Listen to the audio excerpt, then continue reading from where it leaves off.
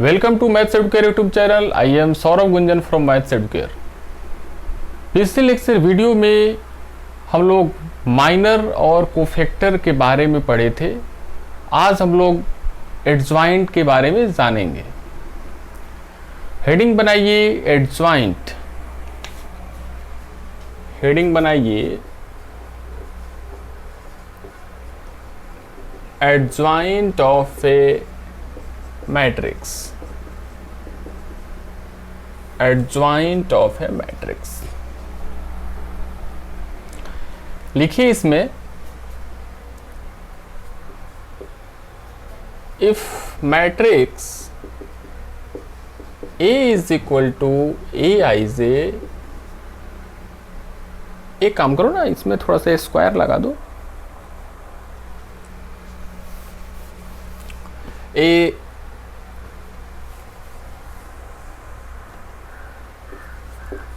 If a square matrix A is equal to Aij, हाँ square matrix लिखा गया तो उसका रो कॉलम सेम होगा, इसलिए यहाँ n क्रॉस n लिखा गया। If a square matrix A is equal to Aij n cross n, और एक दूसरा matrix B is equal to capital Aij n cross n, and जो यहाँ देखो इसका एलिमेंट स्मॉल aij है और इस मैट्रिक्स का एलिमेंट कैपिटल Aij है। तो जो यहाँ जो एलिमेंट है ना मैट्रिक्स B का, and Aij is the cofactor of Aij। हाँ Aij जो यहाँ है वो कोफैक्टर है Aij, देन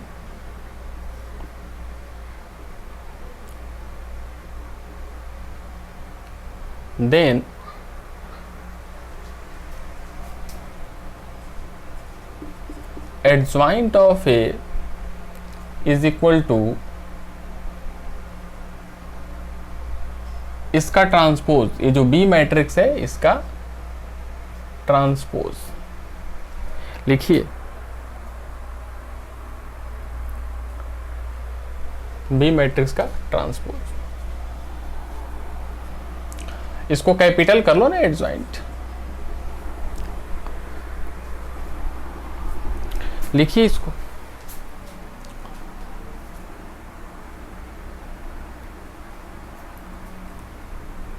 तो क्या देखें ना कि हम लोग हमेशा एडज्वाइंट स्क्वायर मैट्रिक्स का ही निकाल पाते हैं।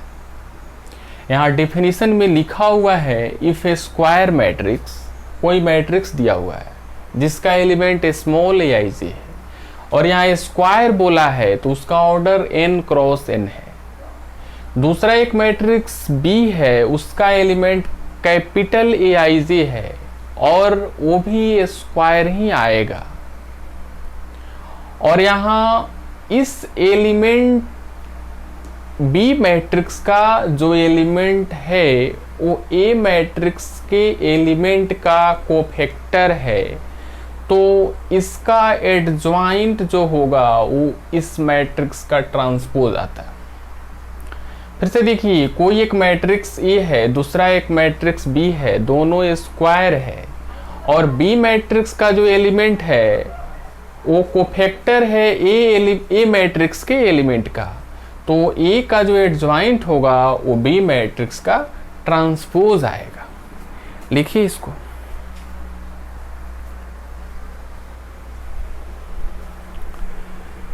जैसे हम लोग एग्जाम्पल लेते हैं ना, जैसे हम लोग एग्जाम्पल लेते हैं, एक मैट्रिक्स A है जिसमें 1 2 -6 2 4 3 और 4, यहाँ तो 4 -5 -3 और 0। इसका एडज्वाइंट फाइंड आउट करना है। तो देखो एक मैट्रिक्स A मिला मुझे, ये मिला A स्क्वायर है, तो हाँ 3 रो है 3 कॉलम है। तो एक ऐसा मैट्रिक्स हम लोग B लिखेंगे ना, हम लोग ऐसा एक मैट्रिक्स B लिखेंगे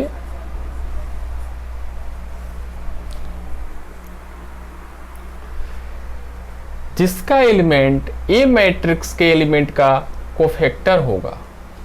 तो इस जो यहाँ एलिमेंट लिखा हुआ है उसका कोफैक्टर फाइंड आउट करके यहाँ लिखना पड़ेगा। तो चलिए कोफैक्टर हम लोग फाइंड आउट करते हैं। तो अभी आप लोग सीखे कोफैक्टर कैसे फाइंड आउट करते हैं। विथ साइन के साथ माइनर निकालिए, तो जैसे 1 का क्या हो जाएगा ना, साइड में हम लोग करते हैं ना जल्दी जल्दी, 1 का क्या हो जाएगा, तो कटिंग कराइए 1 को कटिंग कराइए, ऐसे कटिंग कराइए, मल्टीप्लाई कीजिए, कितना हो जाएगा 0। हाँ, कैसे कोफैक्टर फाइंड आउट करते हैं ना, कैसे कोफैक्टर फाइंड आउट करते हैं, देखो यहाँ कोफैक्टर ऑफ 1, तो 1 का कोफैक्टर 1 कटिंग कराइए, तो क्या बचा ना 4 3 -3 0, तो गुना कीजिए, ये हो जाएगा 0 और ये हो जाएगा ना -9, बीच का माइनस मिलके +9। अब विथ साइन तो यहाँ प्लस ही साइन है ना, यहाँ प्लस ही साइन है, तो कितना हो जाएगा 9। फिर कोफैक्टर ऑफ 2, कोफैक्टर ऑफ 2, तो 2 का कोफैक्टर, 2 को कटिंग कराइए, ऐसे कट, देखो ये कट और ये कट, तो क्या बचा ना ये, तो 2 में 0 से करो तो कितना हो जाएगा ना 0, और यहाँ क्या -5 3 -15 माइनस साइन मिलके +15, तो कितना हो जाएगा ना, और यहाँ साइन देखो 2 का साइन क्या हो गया ना माइनस, हाँ बताया गया था प्लस माइनस, तो यहाँ माइनस हो गया, तो यहाँ हो जाएगा ना -15। फिर कोफैक्टर ऑफ, थोड़ा समय लगता है ना इसमें, स्पीड बनाना पड़ता है, -6, तो इसको हम लोग क्या करें ना कट कराए -6 ऐसे, तो क्या बचा 2 4 -5 -3। जिसका कोफैक्टर निकालना होता है ना उसको हम लोग एक हॉरिजॉन्टल लाइन और एक वर्टिकल लाइन से कट करते हैं। जैसे -6 का निकालना है, ये पिछले लेक्चर में आपको डिटेल बताया गया है, वहाँ आप देख सकते हो। इसको ऐसे कट, यहाँ ऐसे कट कराया गया ना, तो ये बचा, तो क्या हो जाएगा ना -6, क्या हो जाएगा -6, और ये हो जाएगा -20, और ये मिलकर साइन हो जाएगा प्लस, और यहाँ साइन देखो ना प्लस माइनस प्लस, तो साइन तो प्लस ही रह जाएगा ना प्लस, तो कितना हो जाएगा 14। फिर क्या हो जाएगा ना कोफैक्टर ऑफ -6 का हो गया ना 2 का, तो यहाँ देखो, यहाँ घबराना नहीं ना, ये यहाँ इस 2 का बात हुआ ना, यहाँ इस 2 का बात हुआ, ऐसा नहीं कि ये 2 सेम है, यहाँ प्लेस क्या है ना, ये 1 1 है, ये 1 2 है, यहाँ 2 1 है, तो चलो कोफैक्टर ऑफ 2 क्या हो जाएगा ना, कोफैक्टर ऑफ 2, तो कट कराइए, ऐसे इसको कट और ऐसे इसको कट, तो क्या बचा, हाँ ऐसे इसको कट कराए और ऐसे इसको कट कराए, तो 2 -6 -3 0, तो 2 0 0 हो गया ना, 2 0 0 हो गया, और -3 6 18 हो गया, और बीच का माइनस लग के -8, हाँ ये +18 हो गया ना, माइनस लगा तो -18। साइन देखिए 2 का, तो प्लस, फिर यहाँ माइनस, तो यहाँ माइनस हो जाएगा, तो यहाँ कितना हो जाएगा 18 हो जाएगा। फिर क्या हो जाएगा ना कोफैक्टर ऑफ 4 का, चलिए 4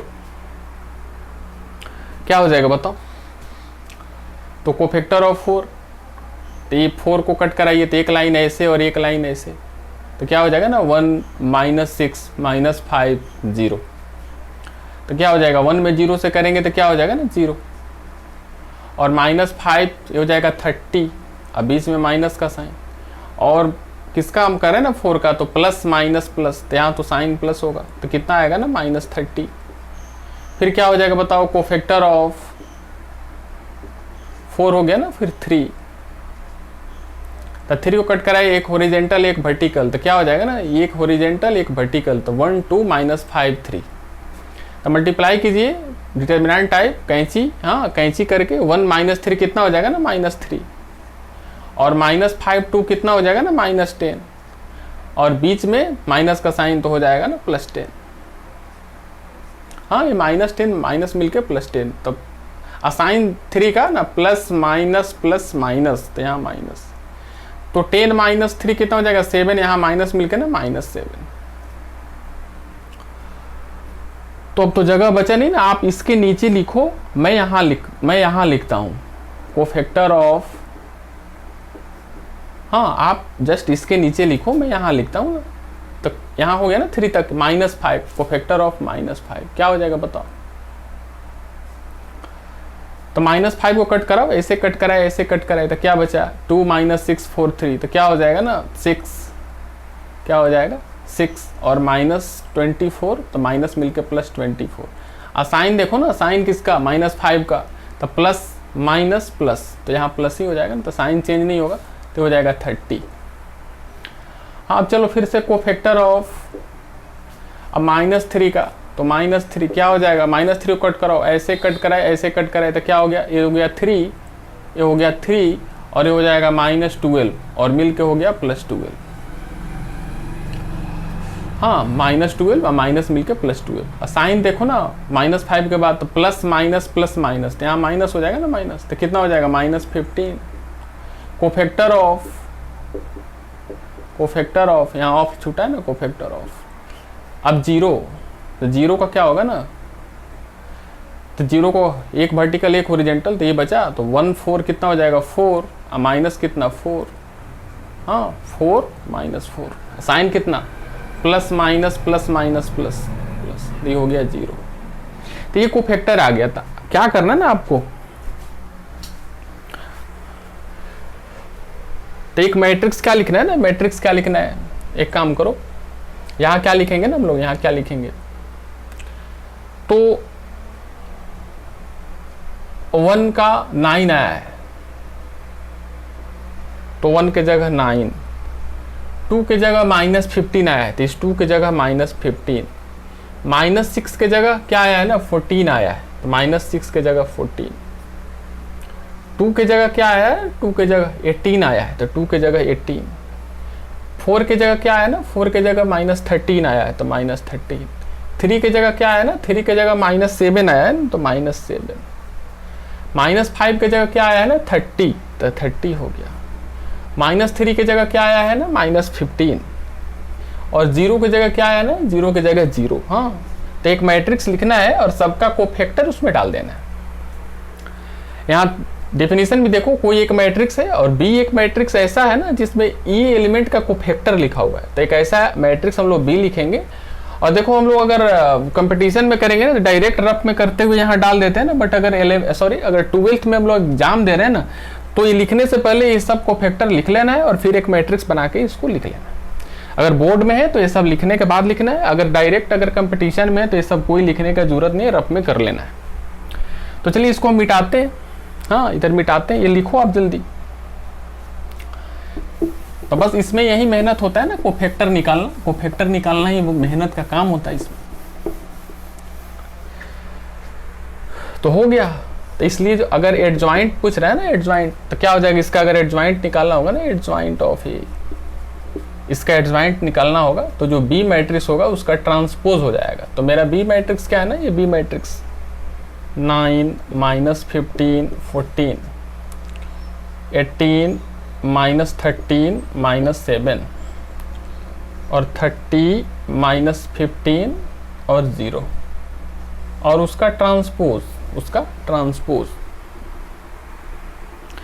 तो ट्रांसपोज क्या होता है ना, ऐसे रो पकड़ के कॉलम में घुमा देते हैं, तो क्या हो जाएगा 9 -15 14, फिर इस रो को पकड़ो घुमाओ 18 -13 -7, फिर इसको पकड़ो ऐसे घुमाओ तो हो जाएगा 30 -15 0।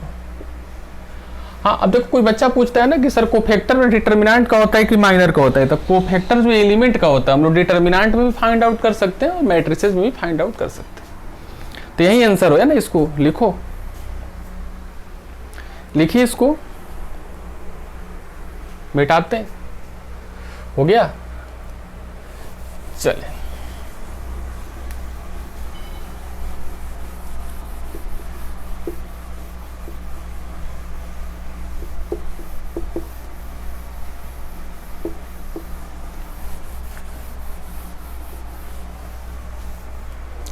चलिए हम क्वेश्चन लेते हैं।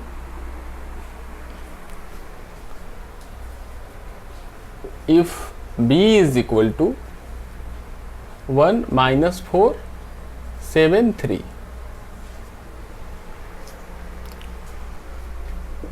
Find adjoint of b। हाँ b कोई मैट्रिक्स दिया हुआ है तो इसका एडजॉइंट पूछ रहा है, तो देखो कैसे हम लोग सॉल्यूशन स्टार्ट करते हैं। गिवन जो मैट्रिक्स दिया हुआ है उसको हम लोग लिख लेंगे 1 - 4 7 3। अब हम लोग इसका कोफैक्टर फाइंड आउट करेंगे। तो कोफैक्टर ऑफ 1, तो क्या बताया गया था ना कि इसको कटिंग कराइए, तो 1 को कटिंग कराइए। तो ये कट कर देखो यहाँ 1 है ना, ऐसे ऐसे कट कराए, एक हॉरिजॉन्टल एक वर्टिकल, तो ये सब कट गया, क्या बचा ना 3 बचा।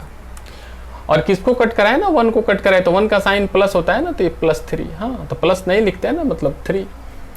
फिर क्या हो जाएगा ना कोफैक्टर ऑफ -4, तो -4 को कट कराओ, एक वर्टिकल एक हॉरिजॉन्टल, 7 बचा ना 7। और -4 का साइन, तो यहाँ देखो प्लस होता है ना, यहाँ माइनस होता है, मतलब यहाँ माइनस लगे। साइन नहीं बताया आपको पिछले वीडियो में। फिर चलो कोफैक्टर ऑफ 7, तो 7 का कोफैक्टर क्या हो जाएगा, तो 7 को कट कराते हैं, तो एक हॉरिजॉन्टल एक वर्टिकल, क्या बचा -4, तो -4 लिखेंगे। और देखेंगे कि किसका कोफैक्टर 7 का, तो इसका साइन, तो देखो कोई भी एलिमेंट का कैसे हम लोग साइन करते हैं ना, तो यहाँ प्लस डिफॉल्ट, फिर माइनस, फिर प्लस, फिर माइनस, ऐसे आओ, प्लस है तो यहाँ माइनस, तो यहाँ माइनस मिलके यहाँ माइनस, कितना हो जाएगा बताओ, 4 हो जाएगा। अब चलो कोफैक्टर ऑफ 3, तो 3 को कट कराओ, एक हॉरिजॉन्टल एक वर्टिकल, तो 1, और 3 का साइन प्लस माइनस प्लस, तो प्लस, तो 1 ही हो गया ना, 1 हो गया। तो क्या करना है ना, अब इसलिए एक मैट्रिक्स B बना लो और B में सब कोफैक्टर को एक जगह लिख लो। तो 1 का जो कोफैक्टर 3 आया, तो 1 के प्लेस पे 3, -4 का कोफैक्टर -7 आया, तो उसके प्लेस पे -7।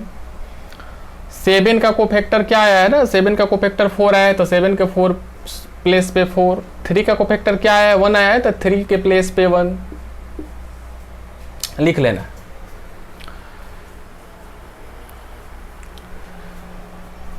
हो गया। अब एडजॉइंट जो, हाँ तो देखो सेम नहीं लिखना है ना, देखो यहाँ चेंज कर लेना है। यहाँ बी मैट्रिक्स ऑलरेडी दिया हुआ है ना, तो एक मैट्रिक्स कोई ए ले लेंगे चाहे सी ले लेंगे, कोई भी चेंज कर लेंगे, क्योंकि सेम नहीं तो लिख सकते। पिछले में क्या था ना, ए दिया हुआ था तो मैंने क्या लिया था बी, यहाँ बी दे दिया है ना, तो हमने इसको बदल के सी ले लेंगे। तब चलो एडजॉइंट फाइंड आउट करते हैं। तो एडजॉइंट ऑफ क्या, बी, तो बी का एडजॉइंट होगा जो यहाँ सी मैट्रिक्स आया ना, सी मैट्रिक्स उसका ट्रांसपोज। तो सी मैट्रिक्स यही है ना, 3 - 7 4 1, ट्रांसपोज क्या आ जाएगा, घुमाइए रो को पकड़ के, 3 - 7 और 4 1।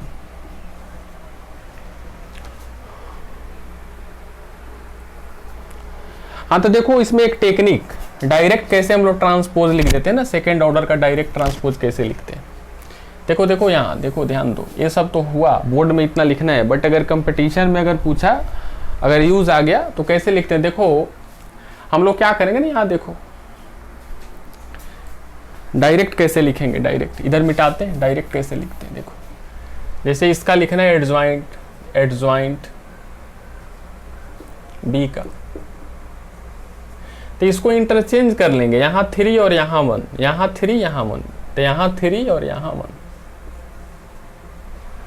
और इसको यहाँ जो एलिमेंट लिखा हुआ ना इसमें माइनस लगा देंगे, तो यहाँ 7 है तो माइनस लग गया, तो -7, और यहाँ -4 है तो माइनस लग गया, तो 4। देखो तो यहाँ 3 4 -7 1 आया है, कितना जल्दी हो गया। टेक्निक क्या है ना कि इसको इंटरचेंज करो, यहाँ 1 के प्लेस पे 3 को रखना है तो 3, और 3 के प्लेस पे 1 को रखना है, रख दी। और ये दो एलिमेंट जहाँ है वहीं रखना है ना, माइनस से मल्टीप्लाई कर देना है। इसमें माइनस से मल्टीप्लाई करेंगे तो -7, इसमें माइनस से करेंगे तो 4। मिटाते हैं। तो ये हुआ ना कैसे एडजॉइंट फाइंड आउट करते हैं। तो आप कोई भी बेसिक बुक लेके एडजॉइंट फाइंड आउट कर लेना है। क्या क्या आपको कर लेना है, माइनर, कोफैक्टर, एडजॉइंट, ये सब फाइंड आउट कर लेना है। तो आपको क्या करना है ना, मैट्रिसेस में आपको माइनर कोफैक्टर मिलेगा नहीं, तो आप कोई भी बुक लेके डिटर्मिनेंट चैप्टर देखो और उसमें डिटर्मिनेंट सोल्व कर लेना, क्योंकि कुछ बेसिक डिटर्मिनेंट का बताया गया था। फिर डिटर्मिनेंट चैप्टर में और आगे उसमें बताया जाएगा, तो बेसिक डिटर्मिनेंट सोल्व कर लो, क्योंकि आगे डिटर्मिनेंट इसमें आने वाला है। फिर उसमें कोफैक्टर और माइनर सोल्व कर लो, फिर उसके बाद एडजॉइंट मैट्रिसेस में सोल्व कर लो। तो चलिए प्रॉपर्टीज लिखिए, प्रॉपर्टीज ऑफ एडजॉइंट। हाँ, प्रॉपर्टीज ऑफ एडजॉइंट।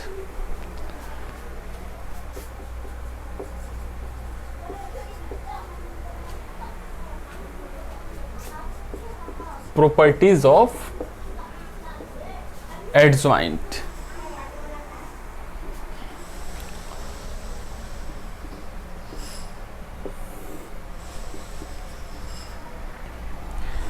हाँ देखो, प्रॉपर्टीज ऑफ एडजॉइंट काफ़ी इंपॉर्टेंट है ना जेई पॉइंट ऑफ व्यू से, जेई पॉइंट ऑफ व्यू से काफ़ी इंपॉर्टेंट है। अगर इम्पोर्टेंट है कुछ तो यही इम्पोर्टेंट है इस चैप्टर में। अगर क्वेश्चन आता है तो यहीं से आता है, तो एकदम यहाँ लिख लो ना, एकदम जेई पॉइंट ऑफ व्यू से एकदम रख लो। एक यही रहना चाहिए माइंड में, कुछ रहे नहीं रहे ये रहना चाहिए। तो चलिए हम लोग प्रॉपर्टी स्टार्ट करते हैं ना। जैसे कोई एक मैट्रिक्स ये है, कोई एक मैट्रिक्स ये है और उसमें उसी का एडजॉइंट से अगर मल्टीप्लाई कर देते हैं। हाँ देखो, तो यहाँ एडजॉइंट कोई बच्चा बोलेगा तो कैपिटल से भी लिखते हैं, स्मॉल से भी लिखते हैं। जैसे कोई ऐसे एडीजे लिखे तब भी चलेगा, स्मॉल एडीजे लिखे तब भी चलेगा। तो देखो, कोई मैट्रिक्स ए है और उसी का एडजॉइंट से उसमें मल्टीप्लाई करना है। हाँ, चाहे पहले एडजॉइंट कोई मैट्रिक्स ए का हो और उसमें उस मैट्रिक्स से मल्टीप्लाई करना हो, तो उसका इजी तरीका है ना, उस मैट्रिक्स का डिटर्मिनेंट निकाल लेते हैं और फिर उसमें आई मैट्रिक्स से मल्टीप्लाई कर देते हैं। अब देखो आसान हो जाएगा ना, जैसे कोई मैट्रिक्स है तो उसका एडजॉइंट निकालो, तो एडजॉइंट निकालने के लिए कोफैक्टर निकालो, फिर एडजॉइंट निकालो, फिर ये एडजॉइंट निकालने के बाद इससे मल्टीप्लाई करो, काफ़ी मेहनत है। तो इसका जो वैल्यू आता है ना, वही वैल्यू आएगा जो मैट्रिक्स दिया हुआ है उसका डिटर्मिनेंट निकालो। जैसे मान लो 1 2 3 4 कोई मैट्रिक्स दिया हुआ है, ठीक है, कोई मैट्रिक्स दिया हुआ है, तो कोई मैट्रिक्स दिया हुआ है और बोल रहा है ना कि एडजॉइंट क्या होगा। तभी टेक्निक से तो हम लोग निकाल सकते हैं ना, क्या बताया गया था कि इसको इंटरचेंज कर दो तो यहाँ 4 हो जाएगा ना, यहाँ 1 हो जाएगा, और यहाँ साइन चेंज कर दो -2 -3 हो गया। अब मल्टीप्लाई कर दो ए और adjoint of A, adjoint of A, तो क्या हो जाएगा 1 2 3 4 और यहाँ कितना, तो यहाँ तो 2 ऑर्डर का था ना, तो हम लोग बहुत आराम से कोफैक्टर लिख दें ना। 3 ऑर्डर का रहता तो फिर बहुत मेहनत करना पड़ता। चलो ऐसे पढ़े गुना करो तो हो जाएगा 4 और ये हो जाएगा -6। हाँ 4 हो जाएगा -6, तो कितना हो जाएगा -2। फिर इसको पकड़ो ऐसे करो तो हो जाएगा -2 और ये हो जाएगा 2, क्या हो जाएगा 0। फिर इसको पकड़ो ऐसे हो जाएगा 12 और ये हो जाएगा -12, कितना हो जाएगा 0। फिर पकड़ के ऐसे गुना करो -6 और ये हो जाएगा कितना 4, तो कितना हो जाएगा -2। चलो इतना आया। हम लोग अगर एडजॉइंट इधर लिखते हैं, ए इधर लिखते हैं, तब भी यही आएगा। बट देखो इजी मेथड क्या है ना, इतना मेहनत किए तो देखो ए का डिटर्मिनेंट निकालो। तो ए का डिटर्मिनेंट देखो, कोई मैट्रिक्स दिया हुआ है, अगर उसका डिटर्मिनेंट निकालना है तो ये जो सिंबल होता है ना, उसमें 2 ठो लाइन लगा देना है तो उसका डिटर्मिनेंट हो जाता है। तो कैसे डिटर्मिनेंट निकलेगा बताओ। 4 × 1 4, इसका डिटर्मिनेंट कैसे निकलेगा ना, यहाँ 1 2 3 4, हाँ इसमें ऐसे साइन लगाएंगे डिटर्मिनेंट का। तो यहाँ 4 - 6 कितना हो जाएगा -2, और उसमें आई मैट्रिक्स से मल्टीप्लाई करना है, मतलब इसका डिटर्मिनेंट इंटू आई, मतलब यहाँ डिटर्मिनेंट आया है ना -2 और आई मैट्रिक्स क्या हो जाएगा ना 1 0 0 1, मल्टीप्लाई करो क्या आएगा, -2 से मल्टीप्लाई करो क्या आएगा -2 0 0 -2 आया। ये और ये क्या आया, सेम आया। तो ये तो काफ़ी आसान है ना बनाना, ये मेहनत ज़्यादा, इसे 3 × 3 रहता तो काफ़ी मेहनत होता है, बट ये जल्दी बनता। तो ये सब कंपटीशन में पूछा जाता है। तो कोई भी मैट्रिक्स और उसका एडजॉइंट से अगर मल्टीप्लिकेशन करते हैं या उसको इंटरचेंज करके मल्टीप्लाई करते हैं तो वही वैल्यू होता है ना, उसका डिटर्मिनेंट और उसमें आई मैट्रिक्स से गुना करते हैं। चलिए सेकेंड नंबर जो प्रॉपर्टी लिखिए, कोई भी मैट्रिक्स का एडजॉइंट का डिटर्मिनेंट, कोई भी मैट्रिक्स के एडजॉइंट का जो डिटर्मिनेंट होता है उसका डिटर्मिनेंट का ऑर्डर में से 1 घटा देते हैं। जैसे इसका वैल्यू कोई पूछेगा ना, तो कोई मैट्रिक्स ए देगा, सबसे पहले उसका एडजॉइंट निकालना होगा, काफ़ी मेहनत, फिर उसका डिटर्मिनेंट निकालना होगा। उससे बेटर है ना कि हम लोग क्या करेंगे ना, कि जो मैट्रिक्स दिया हुआ है ए, उसी का डिटर्मिनेंट निकालेंगे और उसका ऑर्डर देखेंगे। ऑर्डर हमेशा क्या रहेगा ना, स्क्वायर, क्योंकि आपको पता ही है कि एडजॉइंट किसका निकलता है, स्क्वायर मैट्रिक्स का। तो जैसे 2 गुने 2 रहे, 3 गुने 3 रहे, तो अगर 2 गुने 2 रहेगा तो n के जगह 2, 3 गुने 3 रहेगा तो n के जगह 3, और फाइंड आउट करके लिख लेना है, तो काफ़ी जल्दी बनेगा। लिखिए इसको। और जहाँ यहाँ याद रखना है ना, जहाँ पे क्या है ना, वेयर ये जीरो नहीं होना चाहिए, ये जीरो हो जाएगा तो मामला खत्म, डिटर्मिनेंट जीरो नहीं होना चाहिए। चलिए हम लोग आते हैं ना थर्ड में। अगर कोई मैट्रिक्स है, उसका एडजॉइंट का एडजॉइंट फाइंड आउट करना हो, फाइंड आउट करना हो तो कितना मेहनत है। देखो, कोई मैट्रिक्स लेंगे, उसका एडजॉइंट निकालेंगे, फिर उसका एडजॉइंट निकालेंगे। उससे बेटर है ना कि उस मैट्रिक्स का डिटर्मिनेंट निकालेंगे। उस मैट्रिक्स का डिटर्मिनेंट निकालने के बाद यहाँ जितना ऑर्डर होगा उसमें से 2 माइनस करेंगे, और साथ में क्या करेंगे ना, साथ में हम लोग किससे मल्टीप्लाई करेंगे, उसी मैट्रिक्स से मल्टीप्लाई कर देंगे। क्या करेंगे, कोई भी मैट्रिक्स का एडजॉइंट निकालना होगा तो उस मैट्रिक्स का डिटर्मिनेंट निकालेंगे, उसका ऑर्डर में से 2 माइनस करेंगे, और साथ में फिर जो मैट्रिक्स होगा उसी से मल्टीप्लाई कर देंगे। तो इससे काफी इजी बनेगा ये। चलिए, अगर आपसे पूछा जाए ना कि एडजॉइंट, कोई मैट्रिक्स का एडजॉइंट का डिटर्मिनेंट क्या होगा, काफी मुश्किल है। अगर आपसे ये ट्रिक नहीं पता है तो आपका हालत खराब हो जाएगा। बट आपको जो एग्जाम में टाइम का भी ध्यान रखना होता है, ऐसा नहीं कि बैठ गए और एक क्वेश्चन को निकालते निकालते 20 मिनट लग गया, तो टाइम का भी ध्यान रखना है ना। तो देखो, कोई भी मैट्रिक्स का एडजॉइंट और फिर उसका एडजॉइंट, उसका डिटर्मिनेंट निकालना है। तो आप क्या करोगे ना, आप क्या करोगे कि उसका डिटर्मिनेंट निकालेंगे, मैट्रिक्स ए का डिटर्मिनेंट निकाल के, और यहाँ n-1 का स्क्वायर कर देना है। n-1 का स्क्वायर कर देना, मतलब जितना ऑर्डर होगा उसमें से 1 माइनस करके उसका स्क्वायर करेंगे, वही आंसर आएगा। तो इससे काफी इजी है ना, डिटर्मिनेंट फट से निकालिए, उसका ऑर्डर देखिए, 1 घटाइए और स्क्वायर कर दीजिए। लिखिए इसको, लिखते जाइए साथ में।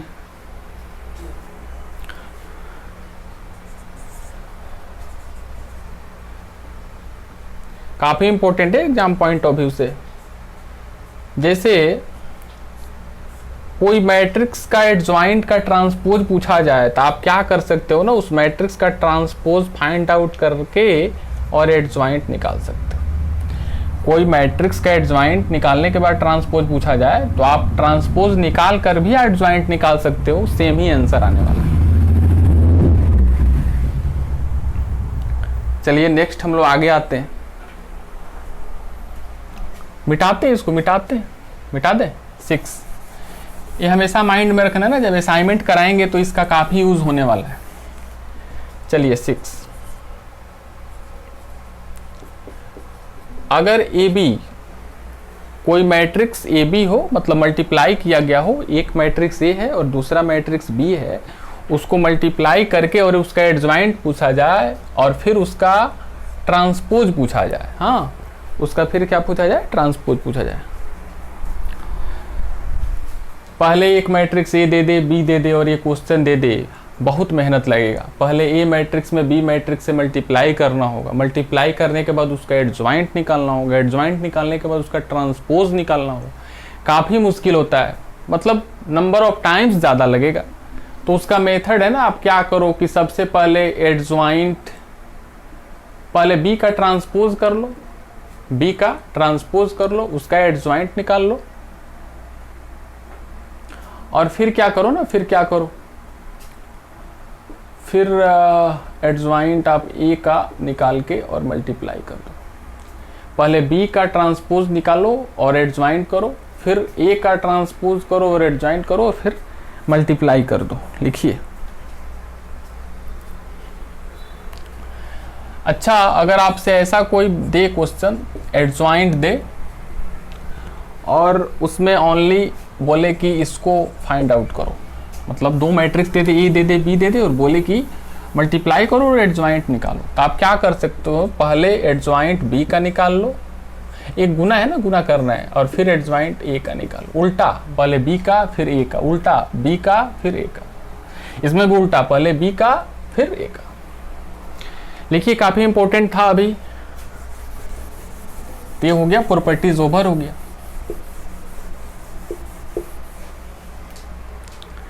उसके बाद आप हेडिंग बनाइए सिंगुलर मैट्रिक्स। हाँ, इनवर्स का तैयारी हो रहा है ना, लास्ट में क्या पढ़ना है ना, इनवर्स मैट्रिक्स का इनवर्स काफी बोर्ड में भी पूछता है। तो लिखिए हेडिंग बनाइए सिंगुलर मैट्रिक्स, सिंगुलर मैट्रिक्स,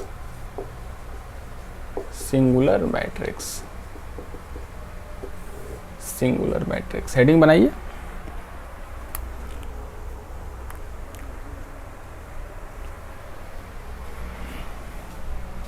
ए स्क्वायर मैट्रिक्स, हाँ मतलब ये भी स्क्वायर मैट्रिक्स का ही निकलता है। A square matrix A is singular, a square matrix A is singular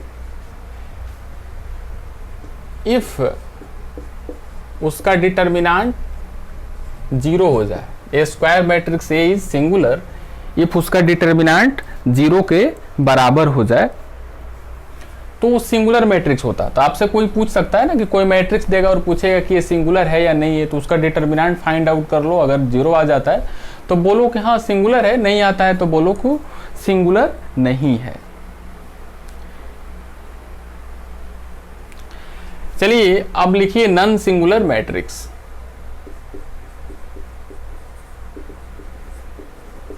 non singular matrix, non singular matrix,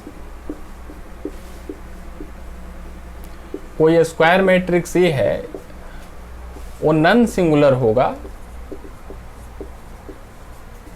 if उसका अगर डिटर्मिनेंट जीरो के बराबर नहीं आएगा ना, तो उसको बोलेंगे कि ये जो मैट्रिक्स है वो नॉन सिंगुलर मैट्रिक्स है। ये तो पक्का ये भी माइंड में रखना है ना कि देखो ये सब काफी इंपॉर्टेंट है, जो आपको एसर्शन रीजन या मोर देन वन चॉइस में काम आता है। जैसे जो भी सिंगुलर मैट्रिक्स किसका होता है ना, तो स्क्वायर मैट्रिक्स का, नॉन सिंगुलर किसका होता है तो स्क्वायर मैट्रिक्स। अभी आप देखें एडजॉइंट किसका हो रहा था ना, तो स्क्वायर का मैट्रिक्स का ही हो पाता था। तो चलिए इसको लिखिए,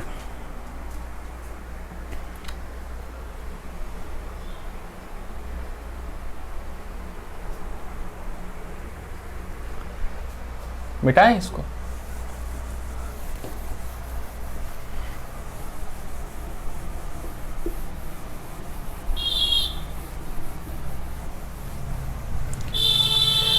चलिए हेडिंग बनाइए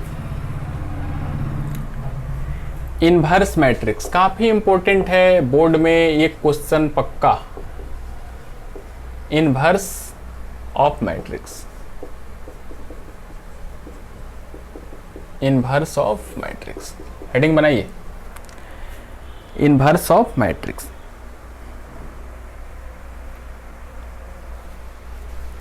लिखिए if A is non-singular matrix, if A is non-singular matrix, non-singular matrix का मतलब इसका जो हम लोग डिटर्मिनेंट फाइंड आउट करेंगे तो ये जीरो नहीं आएगा। हाँ ये समझो, लैंग्वेज समझो, A is non-singular matrix, इसका मतलब जो मैट्रिक्स ये है ना उसका अगर डिटर्मिनेंट फाइंड आउट करते हैं तो वो जीरो नहीं आएगा। तो if A is non-singular matrix and B is inverse of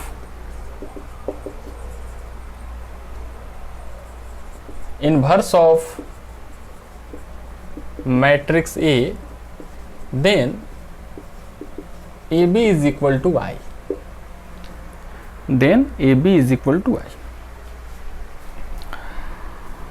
देखो कोई मैट्रिक्स ये हो ना जो नॉन सिंगुलर हो, और B अगर कोई मैट्रिक्स है जो क्या है इनवर्स है A का। देखो यहाँ ध्यान से, A नॉन सिंगुलर मैट्रिक्स और B एक मैट्रिक्स है ना जो A का इनवर्स है, तो दोनों का जो प्रोडक्ट होता है ना वो आइडेंटिटी मैट्रिक्स होता है। दैट इज, यहाँ देखो दैट इज मतलब AB is equal to I, AB is equal to I। तो यहाँ कोई पूछा है ना A B is equal to I लिखा हुआ है, तो कोई पूछेगा कि यहाँ जो बी है वो क्या है, तो ए का इनवर्स है। हाँ, यहाँ बी जो क्या है, ए का इनवर्स है। देखो यहाँ लिखा हुआ है B is inverse of matrix A, और यहाँ ए क्या है, वो नॉन सिंगुलर है। तो चलो यहाँ हो गया ना, डिफिनीशन से हम लोग लिख सकते हैं that is A B is equal to I. अच्छा, तो ये देखो, तो ये हो गया ना A B is equal to, और यहाँ देखो अभी हम लोग प्रॉपर्टीज पढ़े ना, अभी हम लोग प्रॉपर्टीज पढ़े कि ए मैट्रिक्स और उसका एडजॉइंट इक्वल होता है उस मैट्रिक्स का डिटर्मिनेंट इनटू आई। अभी आपको प्रॉपर्टीज में बताया गया अभी जस्ट पहले कि कोई भी मैट्रिक्स ये हो और उसका एडजॉइंट को मल्टीप्लाई करते हैं तो इक्वल होता है ए का डिटर्मिनेंट इनटू आई मैट्रिक्स। तो यहाँ से आई क्या हो जाएगा बताओ, यहाँ से इतना इज इक्वल टू इतना है, तो यहाँ आई क्या हो जाएगा, I is equal to A into adjoint of A upon, अरे हो जाएगा ना, आई की जगह क्या हो जाएगा, A adjoint of A upon determinant A. यहाँ से फाइंड आउट करो आई, तो ये इधर आएगा ना, तो इतना अपॉन डिटर्मिनेंट ऑफ ए। अब चलो यहाँ हम लोग क्या करते हैं ना, taking A inverse both sides, दोनों साइड्स हम लोग क्या करते हैं ना, ए इनवर्स ले लेते हैं। इक्वेशन है तो ले ही सकते हैं, तो ए इनवर्स ले लिए, इधर भी ए इनवर्स ले लिए।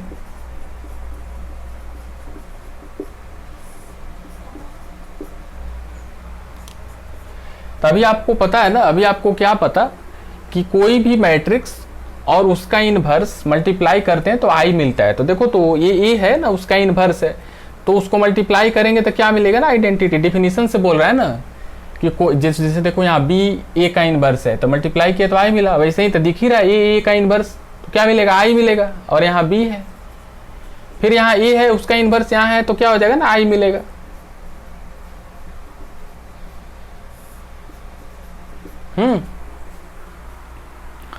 अब देखो तो क्या हो जाएगा ना, अब देखो क्या हो जाएगा, यहाँ से इधर जगह नहीं है, हम लोग इधर आते हैं। कोई भी मैट्रिक्स में अगर हम लोग आई मैट्रिक्स से मल्टीप्लाई करते हैं तो वही मैट्रिक्स होता है, आपको बताया गया था प्रॉपर्टीज में। हाँ, कोई भी मैट्रिक्स में आई मैट्रिक्स से मल्टीप्लाई करते हैं तो वही मैट्रिक्स होता है। बी में आई से करेंगे तो क्या हो जाएगा ना, बी ही हो जाएगा। और आई में ए सब से मल्टीप्लाई करेंगे ना, देखो ये भी तो क्या होगा ना, ये भी कोई मैट्रिक्स ही होगा ना, एडजॉइंट ए का एडजॉइंट निकालेंगे तो कोई मैट्रिक्स आएगा, और सोल्व करेंगे तो फिर यहाँ मैट्रिक्स ही आएगा। तो उसमें आई से मल्टीप्लाई करेंगे तो जो यहाँ लिखा हुआ है ना वही हो जाएगा एडजॉइंट ऑफ ए, नीचे कितना, उसका डिटर्मिनेंट। लिखिए, इसको मिटाना पड़ेगा, लिखिए इसको।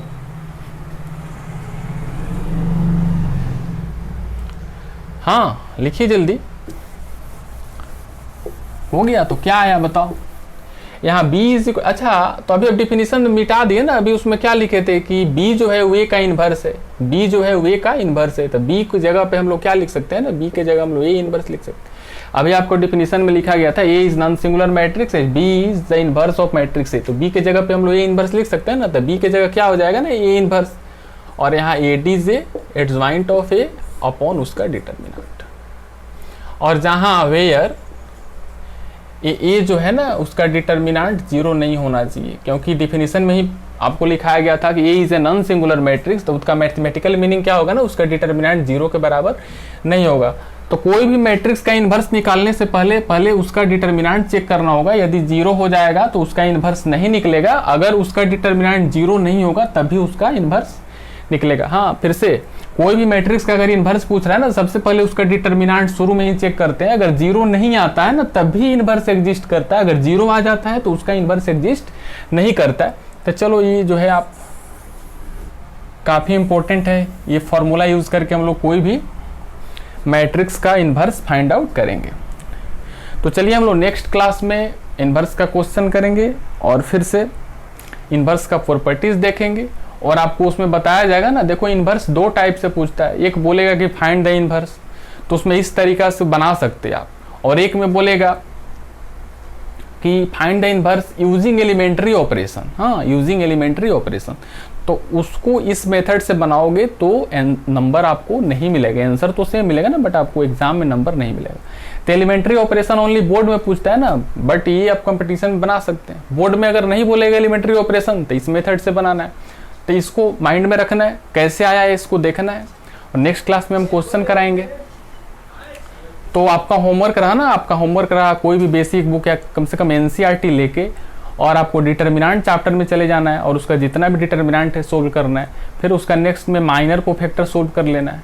ये करने के बाद फिर आपको आ जाना है ना मैट्रिसेस चैप्टर में, और उसका एडजॉइंट जो है चैप्टर देख लेना ना किस चैप्टर में एडजॉइंट दिया है, उसको सोल्व करना है। एडजॉइंट जब सोल्व हो जाता है तो ये सब करके रखना है। फिर हम लोग नेक्स्ट में देखेंगे कि कैसे हम लोग इनवर्स फाइंड आउट कर पाते हैं। तो ठीक है, मिलते हैं अगली क्लास में। हाँ, जल्दी खत्म होने वाला है हम लोगों का मैट्रिसेस। Thank you.